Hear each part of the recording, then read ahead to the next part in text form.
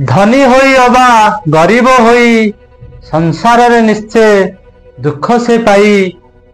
ए संसार रे धन संपत्ति किए निजे अर्जन करी भोग करुछि तो काहाकू धन संपत्ति भगवान कर वरदान सदृश्य मिली थाउची, किंतु भगवान कर वरदान मध्य कौन समस्ते ठीक भावे उपयोग करि पारंती। सेही परे गोटे छोट कहानी आपन को उपस्थापन करुछि। आरंभरु शेष पर्यंत शुणंतु। जड़े व्यक्ति जड़े महात्मा को पाखरे पहुंची महात्मा को पाखरे कांदिबा को लागिला। महात्मा ताकू तार व्यथार कारण पचारिबारु व्यक्ति जनक कहिला,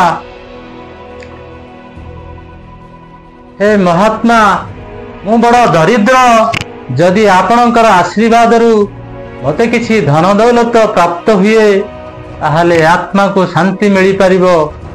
महात्मा कहिले, हे पुत्र धन संपत्ति द्वारा आज पर्यंत काहार मन को शांति मिली नाही, तते किपरि मिलिबो।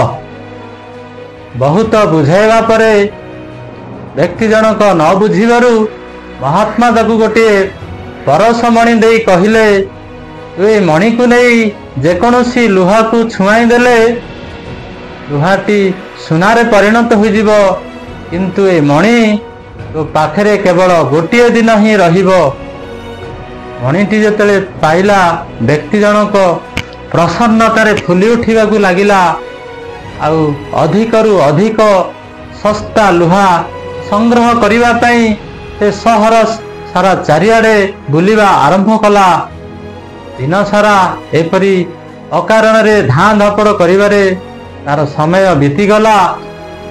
ना ताकू लुहा मिलिला ना लुहाटी सुनारे से परिणत करि पारला। शेषरे संध्यारे से मणिटी पुनर्बार साधु को फेरेबा को पड़िला। एही कहानी रु से व्यक्तिंकर कौन दरिद्र अवस्थारू परसमणि द्वारा कौन धनी अवस्था प्राप्त हो पारिला।